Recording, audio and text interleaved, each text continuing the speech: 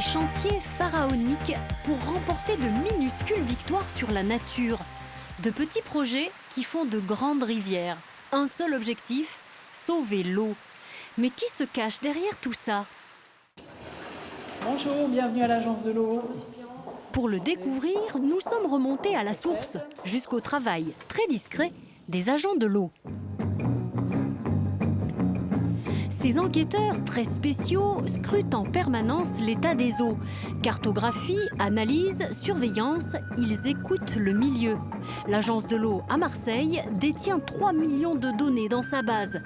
120 cours d'eau sont passés au crible. Dès qu'un problème est détecté, nos agents passent à l'action. Là, par exemple, sur le cours d'eau de l'Arc, on cherche un petit peu les zones d'action prioritaires pour intervenir et aller voir quels sont les obstacles à l'écoulement, enfin au déplacement des poissons. Donc là, l'idée, c'est de regarder des seuils qui vont gêner ce déplacement-là et donc de pouvoir les localiser pour ensuite faire une intervention, éventuellement les effacer. 1200 opérations par an, 350 millions investis pour une double mission, protéger la ressource et améliorer la qualité de l'eau potable. Mais au fait, qui alimente les caisses de l'agence? Chacun d'entre nous, au travers de sa facture d'eau, participe au budget que l'Agence de l'eau récolte et qu'elle redistribue aussitôt dans des travaux sur l'ensemble du territoire.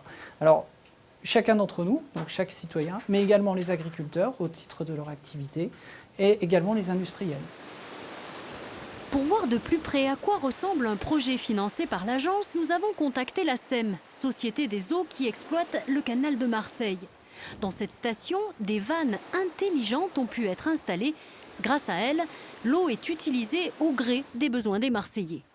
On a des alarmes qui remontent du canal par le biais des automates. Ces alarmes-là vont nous donner des informations sur le niveau d'eau, sur les consommations et les besoins. Et à ce moment-là, on va interagir sur les vannes pour les ouvrir ou les fermer en fonction de la demande. Ce système a séduit l'agence de l'eau car il permet d'économiser la ressource et ainsi de préserver la durance en amont. On avait un système qui, avant l'installation de ces vannes, consommait 5% de plus d'eau que ce qu'on a aujourd'hui.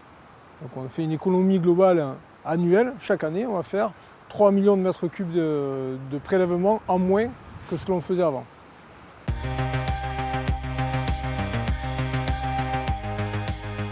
L'agence veille aussi sur la qualité de l'eau et la biodiversité. Nous retournons donc sur les berges de l'Arc à l'invitation du Sabbat. Le syndicat qui gère le cours d'eau a réalisé ici une passe à poissons. Nous emboîtons le pas de Maxime Laine qui nous fait découvrir cet astucieux procédé. Une rampe qui vient au secours des anguilles, stoppées à cet endroit dans leur remontée du courant. C'est dans cette zone de moindre courant en limite que l'anguille remonte. Donc quel que soit le niveau d'eau, la passe se met en charge et le poisson peut remonter dans cette toute petite zone en venant se faufiler entre les microplots que l'on a installés.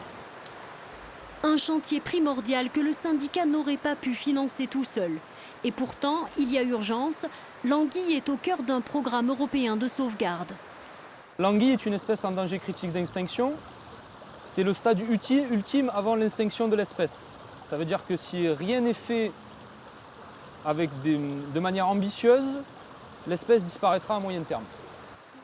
Ce sont souvent de petits projets, des gouttes d'eau, qui sont ainsi financés au travers de notre facture.